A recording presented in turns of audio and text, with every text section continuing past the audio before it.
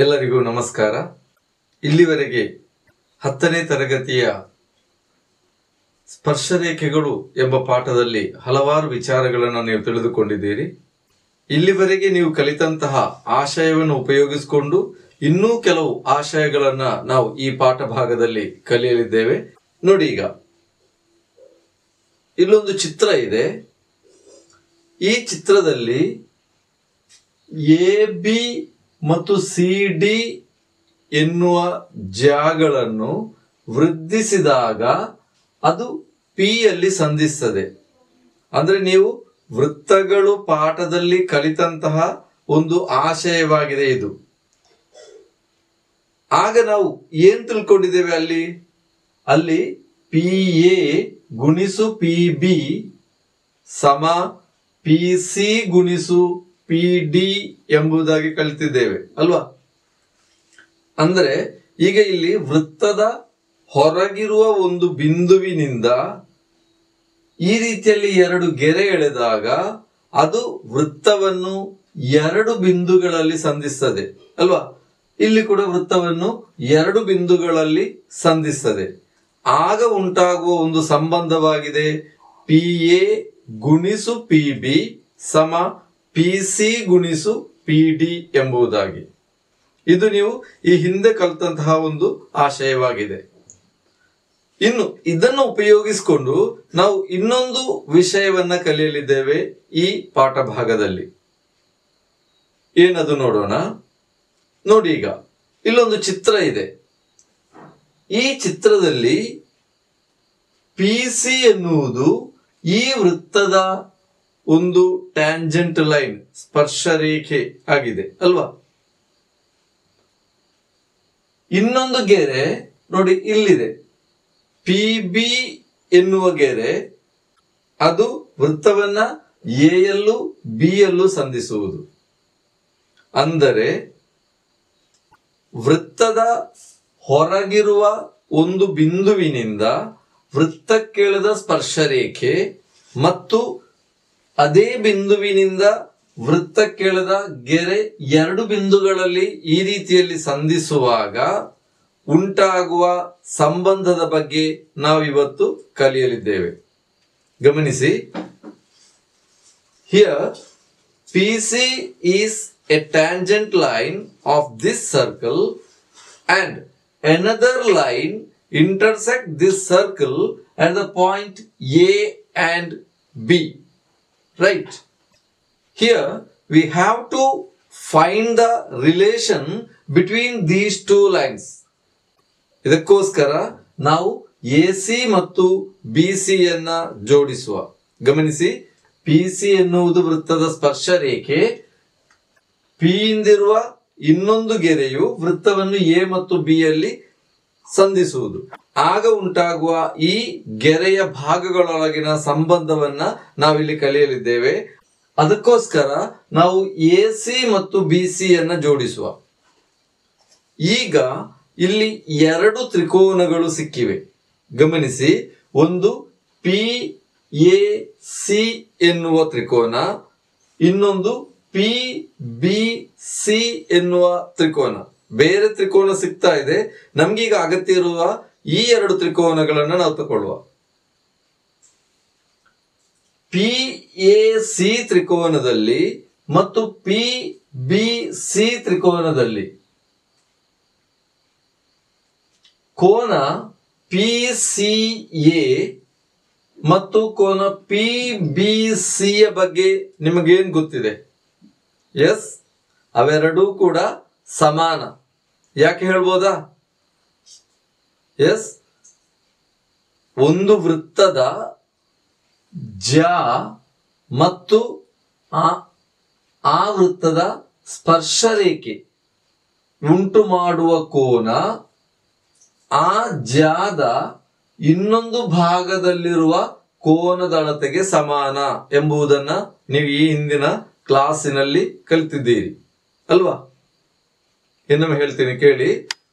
ಒಂದು ವೃತ್ತದ ಜ್ಯಾ ಮತ್ತು ಆ ಜ್ಯಾದ ಅಗ್ರಬಿಂದುವಿನಲ್ಲಿರುವ ಸ್ಪರ್ಶರೇಖೆ ಉಂಟು ಮಾಡುವ ಕೋನವು ಆ ಜ್ಯಾದ ಇನ್ನೊಂದು ಭಾಗದಲ್ಲಿರುವ ಕೋನದ ಅಳತೆಗೆ ಸಮಾನ ಎಂಬುದನ್ನ ಈ ಹಿಂದಿನ ತರಗತಿಯಲ್ಲಿ ನೀವು ಕಲಿತುಕೊಂಡಿದ್ದೀರಿ ಅಲ್ವಾ? The angle made by the card and a tangent line at the end point of this chord is equal to the angle at the other side of this chord. ಇದು ನೀವು ಈ ಹಿಂದೆಯೇ ಕಲಿತಾಗಿದೆ ಅಲ್ವಾ? ಹಾಗಿರುವಾಗ ಕೋನ ಪಿ ಸಿ ಎ ಸಮ ಕೋನ P B C ಎಂಬುದು ನಿಮಗೆ ಸ್ಪಷ್ಟವಾಯಿತು. ಓಕೆ, ಇನ್ನೀಗ ಈ ಎರಡೂ ತ್ರಿಕೋನದಲ್ಲೂ ಅಂದ್ರೆ ಪಿ ಎ ಸಿ ತ್ರಿಕೋನದಲ್ಲಿ ಮತ್ತು ಪಿ ಬಿ ಸಿ ತ್ರಿಕೋನದಲ್ಲಿ ಕೋನ ಪಿ ಎರಡೂ ತ್ರಿಕೋನಗಳಿಗೂ ಸಾಮಾನ್ಯವಾದ ಕೋನವಾಗಿದೆ. A common angle for these two triangles, right? ಆಗ ಅದರ ಮೂರನೇ ಕೋನ ಇದೆ, ಯಾವುದೆಲ್ಲ ನೋಡಿ. ಪಿ ಎ ಸಿ ತ್ರಿಕೋನದಲ್ಲಿ ಕೋನ ಪಿ ಎ ಸಿ ಎನ್ನುವುದು ಮೂರನೆಯ ಕೋನ. ಪಿ ಬಿ ಸಿ ತ್ರಿಕೋನದಲ್ಲಿ ಕೋನ ಪಿ ಸಿ ಬಿ ಎನ್ನುವುದು ಮೂರನೆಯ ಕೋನ. ಈ ಮೂರನೆಯ ಕೋನಗಳು ಕೂಡ ಏನಾಗಬೇಕು? ಸಮಾನ ಆಗಬೇಕು. ಒಂದು ತ್ರಿಕೋನದ ಎರಡು ಕೋನಗಳು ಇನ್ನೊಂದು ತ್ರಿಕೋನದ ಎರಡು ಕೋನಗಳಿಗೆ ಸಮಾನ ಆದರೆ ಅದರ ಮೂರನೆಯ ಕೋನಗಳು ಕೂಡ ಸಮಾನ ಆಗಿರ್ತವೆ ಎಂಬುದನ್ನ ಕೂಡ ಕಲ್ತಿದ್ದೇವೆ ನಾವು ಅಲ್ವಾ? ಆಗ ಪಿ ಎ ಸಿ ತ್ರಿಕೋನದ ಮೂರು ಕೋನಗಳು ಪಿ ಬಿ ಸಿ ತ್ರಿಕೋನದ ಮೂರು ಕೋನಗಳಿಗೆ ಸಮಾನ ಆದಾಗ ಆ ಎರಡು ತ್ರಿಕೋನಗಳು ಕೂಡ ಸದೃಶ ತ್ರಿಕೋನಗಳಾಗಿರ್ತವೆ ಅಲ್ವಾ? ಹಾಗೆ ಈ ಎರಡು ತ್ರಿಕೋನಗಳು ಸದೃಶ ತ್ರಿಕೋನಗಳು. They are the similar triangles because all angles of a triangle P A C is equal to all angles of triangle P B C. So these two triangles are similar triangles. If they are similar, then the opposite sides of equal angles are in same ratio. ಸಮಾನ ಕೋನಗಳ ಎದುರಿರುವ ಭುಜಗಳು ಒಂದೇ ನಿಷ್ಪತ್ತಿಯಲ್ಲಿರುತ್ತವೆ ಯಾವಾಗ ಎರಡು ತ್ರಿಕೋನಗಳು ಸದೃಶವಾದರೆ, right? ಈಗ ತ್ರಿಕೋನ P A C ಯ ಕೋನ P C ಎನ್ನ ನಾನು ಎಕ್ಸ್ ಅಂತ ಗುರುತಿಸ್ತೇನೆ. ಆಗಿರುವಾಗ ಇನ್ನೊಂದು ಅಳತೆ ಎಕ್ಸ್ ಯಾವುದು? ಪಿ ಬಿ ಸಿ ಅಳತೆ ಕೂಡ ಎಕ್ಸ್ ಡಿಗ್ರಿ ಆಗ್ತದೆ ಅಲ್ವಾ? ಈಗ ಕೋನ ಪಿ ಎ ಸಿ ಯ ಅಳತೆಯನ್ನ ವೈ ಡಿಗ್ರಿ ಅಂತ ತಕೊಂಡೆ. ಆಗ ಕೋನ ಪಿ ಸಿ ಬಿ ಕೂಡ ವೈ ಡಿಗ್ರಿ ಆಗ್ತದೆ. ನಾವು ಈ ಹಿಂದೆ ತಿಳ್ಕೊಂಡ ಪ್ರಕಾರ ಈ ಅಳತೆಗಳು ಸಮಾನವಾಗಿರ್ತವೆ ಅಲ್ವಾ? ತ್ರಿಕೋನ ಪಿ ಎ ಸಿ ಯಲ್ಲಿ ಕೋನ ಎಕ್ಸ್ ನ ಎದುರಿರುವ ಭುಜ ಯಾವುದು? ಅದು ಪಿ ಎ ಅಲ್ವಾ? ತ್ರಿಕೋನ ಪಿ ಬಿ ಸಿ ಯಲ್ಲಿ ಕೋನ ಎಕ್ಸ್ ನ ಎದುರಿರುವ ಭುಜ ಪಿ ಸಿ, ರೈಟ್?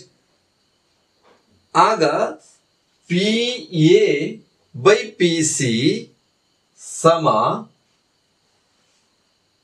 ಇನ್ನು ತ್ರಿಕೋನ ಪಿ ಎ ಸಿ ಯ ಕೋನ ವೈ ಯ ಎದುರಿರುವ ಭುಜ ಯಾವುದು? ಅದು ಪಿ ಸಿ ತ್ರಿಕೋನ ಪಿ ಬಿ ಸಿ ಯ ಕೋನ ವೈ ಯ ಎದುರಿರುವ ಭುಜ ಯಾವುದು? ಅದು ಪಿ ಬಿ. ಅಂದ್ರೆ ನಾವೀಗ ಬರ್ದಿರುವಂತದ್ದು ಸಣ್ಣ ತ್ರಿಕೋನದ ಭುಜಗಳನ್ನ ಅಂಶದಲ್ಲಿ ಬರ್ದಿದ್ದೇವೆ ಅಲ್ವಾ. ಹಾಗೆ ಇಲ್ಲಿ P C by P B ಎಂಬುದಾಗಿ ಬರಿಬಹುದು. ಗಮನಿಸಿ, ಸಣ್ಣ ತ್ರಿಕೋನದ ಭುಜಗಳನ್ನ ನಾವೀಗ ಅಂಶದಲ್ಲಿಯೂ ದೊಡ್ಡ ತ್ರಿಕೋನದ ಭುಜಗಳನ್ನ ಛೇದದಲ್ಲಿಯೂ ಬರೆದುಕೊಂಡು ಈ ನಿಷ್ಪತ್ತಿಯನ್ನ ಬರೆದಿದ್ದೇವೆ. ಸಿಮಿಲರ್ ಟ್ರಯಾಂಗಲ್, ಸದೃಶ ತ್ರಿಕೋನಗಳಾಗುವಾಗ ಆ ಭುಜಗಳು ಒಂದೇ ನಿಷ್ಪತ್ತಿಯಲ್ಲಿರುತ್ತವೆ. ಇದರಿಂದ ಈ ಪಿ ಬಿ ಅನ್ನ ಇಲ್ಲಿ ತನ್ನಿ. ಹಾಗೇನಾಯ್ತು, ಇದು ಪಿ ಎ ಗುಣಿಸು ಪಿ ಬಿ. ಇಲ್ಲಿರುವ ಛೇದದ ಪಿ ಸಿ ಅನ್ನು ಇಲ್ಲಿ ತನ್ನಿ, ಪಿ ಸಿ ಗುಣಿಸು ಪಿ ಸಿ ಅಂತ ಆಯ್ತು. ಪಿ ಸಿ ಗುಣಿಸು ಪಿ ಸಿ ಏನು? ಅದು ಪಿ ಸಿ ಸ್ಕ್ವೇರ್. ಅಂದರೆ ಪಿ ಎ ಗುಣಿಸು ಪಿ ಬಿ ಸಮ ಪಿ ಸಿ ಸ್ಕ್ವೇರ್ ಅಂತ ಆಯ್ತು.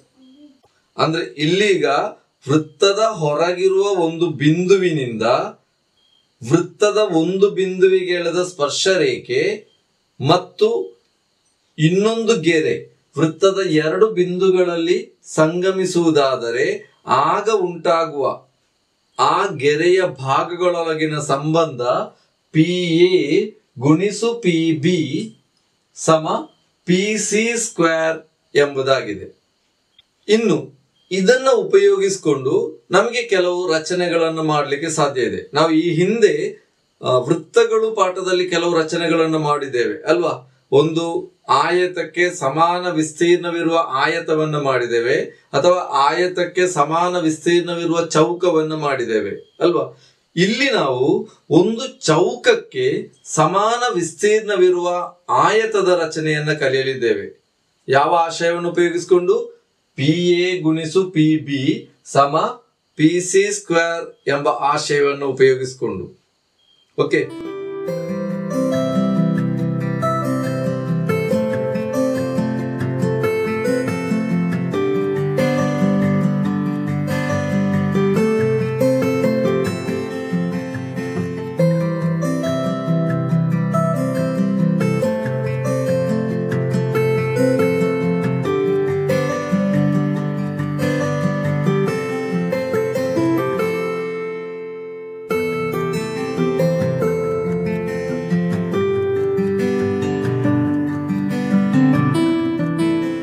ನೋಡಿ, ಈಗ ಇಲ್ಲೊಂದು ಚಿತ್ರ ಇದೆ. ಈ ಚಿತ್ರದಲ್ಲಿ ಒಂದು ಚೌಕ ಇದೆ ಅಲ್ವಾ. ಅದರ ಒಂದು ಭುಜ ಯಾವುದು? P C. ಒಂದು ಭುಜ ಪಿ ಸಿ. ಆಗ ಒಂದು ಭುಜ ಪಿ ಸಿ ಆದ್ರೆ ಈ ಚೌಕದ ವಿಸ್ತೀರ್ಣ ಏನಾಗ್ತದೆ? ಪಿ ಸಿ ಸ್ಕ್ವೇರ್ ಆಗಿರ್ತದೆ ಅಲ್ವಾ. ಪಿ ಸಿ ಸ್ಕ್ವೇರ್ ಎನ್ನುವುದು ಈ ಚೌಕದ ವಿಸ್ತೀರ್ಣ.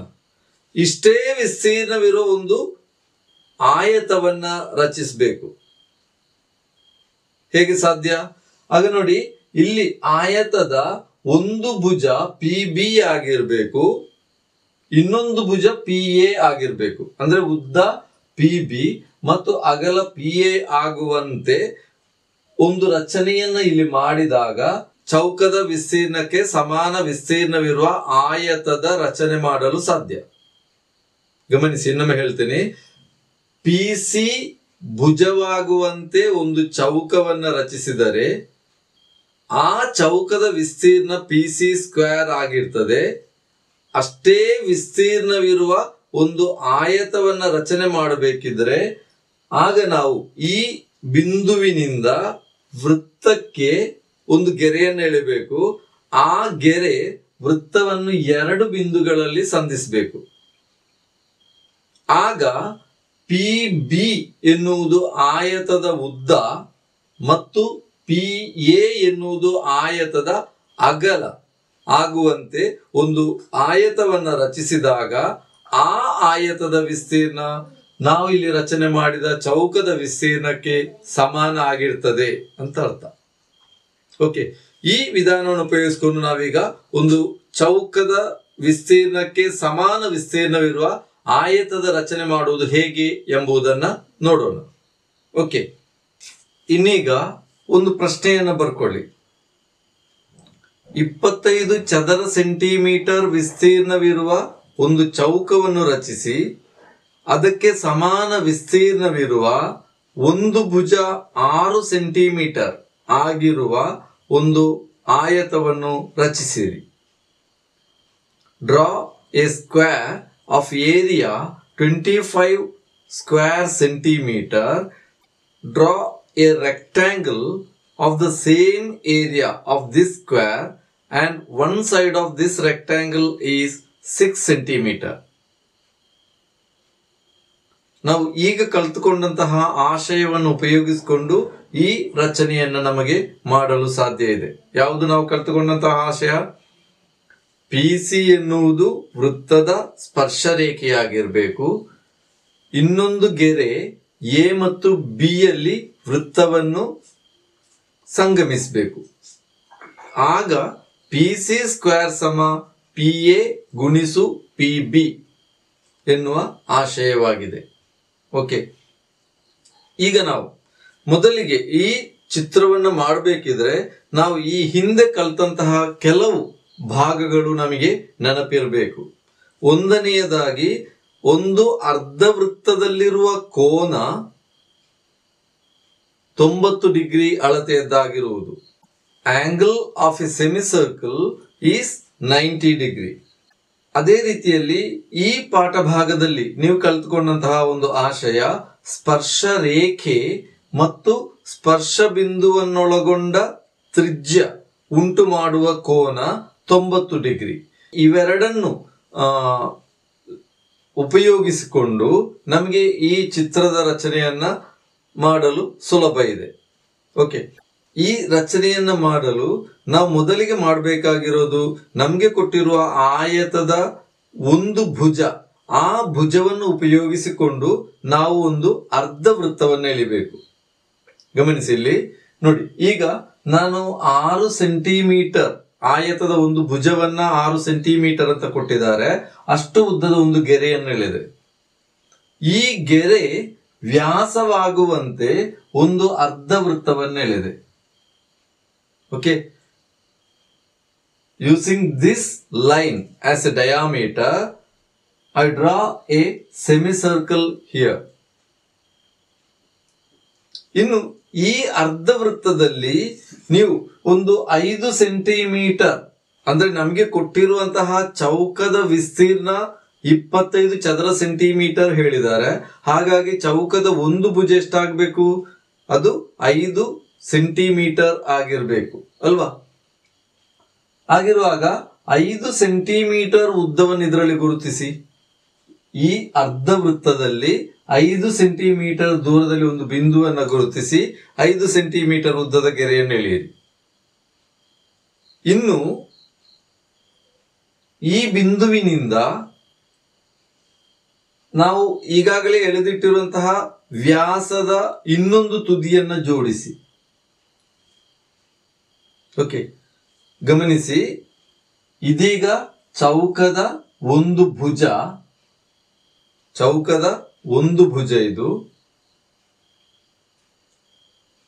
ಇದು ನಮಗೆ ಸ್ಪರ್ಶ ರೇಖೆ ಆಗಿರ್ಬೇಕು. This is the tangent line. This is the one side of A square and it's also A tangent line. Okay, ಇಲ್ಲೇನು 90, ಈ ಕೋನ ಏನು? ಅದು 90 ಡಿಗ್ರಿ ಅಲ್ವಾ? ಅರ್ಧ ವೃತ್ತದಲ್ಲಿರುವ ಕೋನ. This is the angle in a semi circle.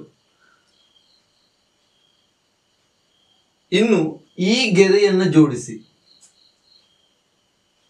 ಜೋಡಿಸಿದಾಗ ಸಿಗುವ ಒಂದು ಗೆರೆಯನ್ನ ವ್ಯಾಸವಾಗಿ ತಗೊಂಡು ಇನ್ನೊಂದು ವೃತ್ತವನ್ನು ಎಳೆಯಿರಿ ಇಲ್ಲಿ. ಆಗ ಈ ವೃತ್ತದ ಸ್ಪರ್ಶ ರೇಖೆಯಾಗಿದೆ ಈ 5 ಸೆಂಟಿಮೀಟರ್ ಅಲ್ವಾ? ಗಮನಿಸಿ, ಇಲ್ಲಿರುವ ವೃತ್ತದ ಸ್ಪರ್ಶ ರೇಖೆಯಾಗಿದೆ ಈ 5 ಸೆಂಟಿಮೀಟರ್. ಈ ಗೆರೆಯನ್ನು ಗಮನಿಸಿ, ಅದು ಈ ವೃತ್ತವನ್ನ 2 ಕಡೆಗಳಲ್ಲಿ ಸಂಧಿಸ್ತದೆ. ಅಲ್ಲಿಗೆ ನಾವು ಎ ಮತ್ತು ಬಿ ಅಂತ ಹೆಸರು ಕೊಡುವ. ಆಗ PA ಮತ್ತು PB ಎನ್ನುವ 2 ಗೆರೆಗಳನ್ನು ಉಪಯೋಗಿಸಿಕೊಂಡು ನಮ್ಗೆ ಏನ್ ಮಾಡ್ಬೋದು, ಆಯತವನ್ನ ಮಾಡ್ಬೋದು. ಅದಕ್ಕಿಂತ ಮೊದಲು ನಾವೀಗ ನೋಡಿ, ಇಲ್ಲಿಗ ಇದರ ಉದ್ದ ಎಷ್ಟು? ಈ ಸ್ಪರ್ಶರೇಖೆಯ ಉದ್ದ 5 ಸೆಂಟಿಮೀಟರ್ ಅಲ್ವಾ? The length of this tangent line is 5 centimeter. Using this line, we can draw a square like this. See here. ಇಲ್ಲಿ ನಮಗೆ ಒಂದು ಚೌಕವನ್ನು ಮಾಡಬಹುದು. PC ಅನ್ನ ಉದ್ದವಾಗಿ ತಗೊಂಡು ನಮಗೊಂದು ಚೌಕವನ್ನ ಮಾಡಬಹುದು.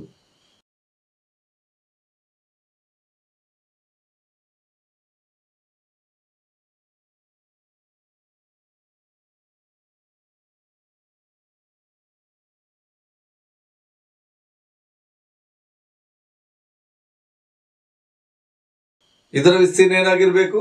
25 ಚದರ ಸೆಂಟಿಮೀಟರ್. ರೈಟ್. ಇನ್ನು ಇಲ್ಲಿ ನೋಡಿ, ಈಗ ಈ ಗೆರೆಯನ್ನ ವೃತ್ತ 2 ಬಿಂದುಗಳಲ್ಲಿ ಸಂಧಿಸ್ತದೆ. ನಾನು ಈಗಾಗಲೇ ಹೇಳಿದ್ದೀನಿ, ಅದು ಎ ಮತ್ತು ಬಿ ಆಗಿ ತಗೊಂಡ್ರೆ ಆಗ PB ಯ ಉದ್ದ ಎಷ್ಟು? ನಾವು ಆಗ್ಲೇ ಹೇಳಿಟ್ಟಿದ್ದೇವೆ. ನಾವಾಗ ಹೇಳಿದ ಅರ್ಧ ವೃತ್ತದ ವ್ಯಾಸ ಅದೆಷ್ಟು? 6 ಸೆಂಟಿಮೀಟರ್ ಅಲ್ವಾ? ಆಗ ಇದು 6 ಸೆಂಟಿಮೀಟರ್. ಇದರ ಉದ್ದ ಎಷ್ಟು ನಮ್ಗೆ ಗೊತ್ತಿಲ್ಲ, ಆದ್ರೆ ನಾವೀಗಾಗಲೇ ಕಂಡುಕೊಂಡಂತಹ ಆಶಯದ ಪ್ರಕಾರ PA ಗುಣಿಸು PB is equal to PC square, ಚೌಕದ ವಿಸ್ತೀರ್ಣ ಅಲ್ವಾ? ಆಗ PA ಎನ್ನುವುದು ಆಯತದ ಅಗಲವಾಗಿಯೂ PB ಎನ್ನುವುದು ಆಯತದ ಉದ್ದವಾಗಿಯೂ ತಗೊಂಡು ನಮ್ಗೆ ಏನ್ ಮಾಡ್ಬೋದು? ಇನ್ನು ಒಂದು ಆಯತವನ್ನ ರಚನೆ ಮಾಡಬಹುದು. ಆಗ ಇಲ್ಲಿ ನೀವು ಕೋನಮಾಪಕ ಉಪಯೋಗಿಸಿಯೂ ಆದೀತು. ಒಂದು 90 ಡಿಗ್ರಿಯನ್ನ ರಚನೆ ಮಾಡೋಣ ನಾವು. ಇದೀಗ 90 ಡಿಗ್ರಿ. ಓಕೆ.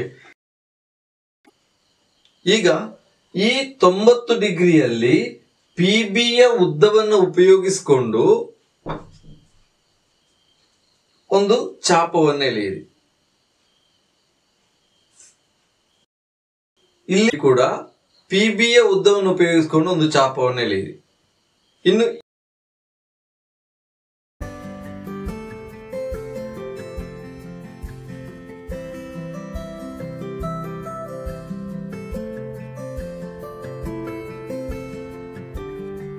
ಈ 2 ಬಿಂದುಗಳನ್ನ ಜೋಡಿಸಿ.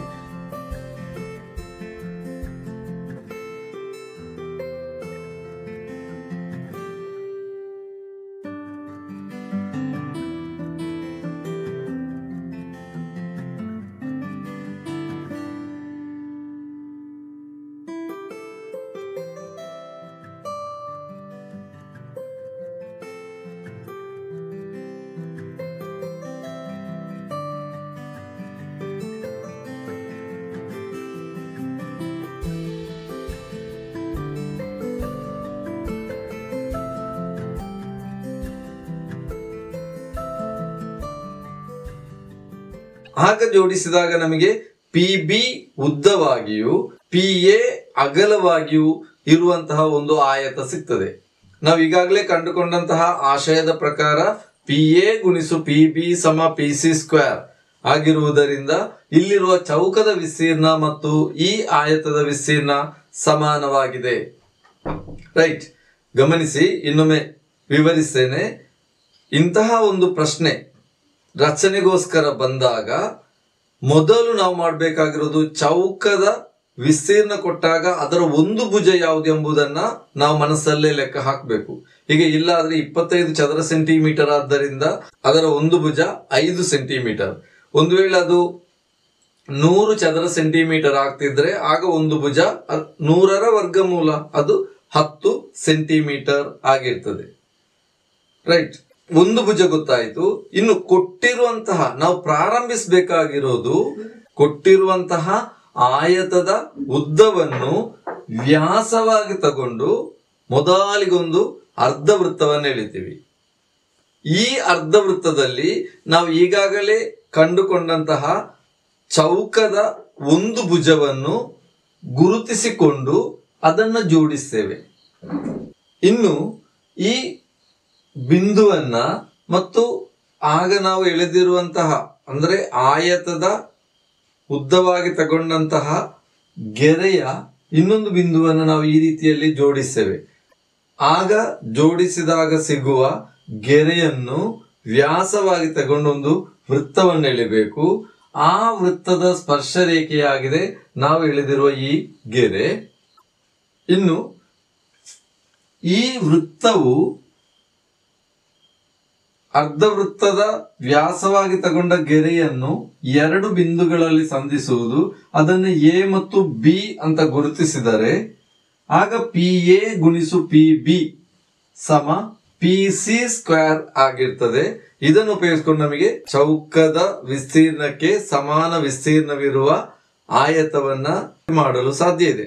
ಈಗ ನಿಮ್ಗೊಂದು ಪ್ರಶ್ನೆ, 36 ಚದರ ಸೆಂಟಿಮೀಟರ್ ವಿಸ್ತೀರ್ಣವಿರುವ ಒಂದು ಚೌಕವನ್ನು ರಚಿಸಿ ಇಷ್ಟೇ ವಿಸ್ತೀರ್ಣವಿರುವ ಒಂದು ಭುಜ 7 ಸೆಂಟಿಮೀಟರ್ ಆಗಿರುವ ಒಂದು ಆಯತವನ್ನು ರಚಿಸಿರಿ. Draw a square of area 36 square centimetre. Draw a rectangle of same area to this square and one side of this rectangle is 7 centimeter. ಮುಂದಿನ ಕ್ಲಾಸ್ಗೆ ಆಗುವಾಗ ಈ ರಚನೆಯನ್ನ ಮಾಡಿಡಿ. ತುಂಬಾ ಪ್ರಾಮುಖ್ಯವಾದಂತಹ ಒಂದು ರಚನೆಯಾಗಿದೆ. ಇದು ಕೂಡ 5 ಮಾರ್ಕಿನ ಪ್ರಶ್ನೆಗೆ ಬೇಕಾದಂತಹ ಒಂದು ರಚನೆಯಾಗಿದೆ. ಇಲ್ಲಿಗೆ ಇಂದಿನ ನನ್ನ ಪಾಠ ಭಾಗವನ್ನು ಕೊನೆಗೊಳಿಸ್ತೇನೆ. ಮುಂದಿನ ಪಾಠ ಭಾಗದಲ್ಲಿ ಇನ್ನಷ್ಟು ವಿಚಾರಗಳನ್ನು ತಿಳಿಯೋಣ. ಎಲ್ಲರಿಗೂ ನಮಸ್ಕಾರ.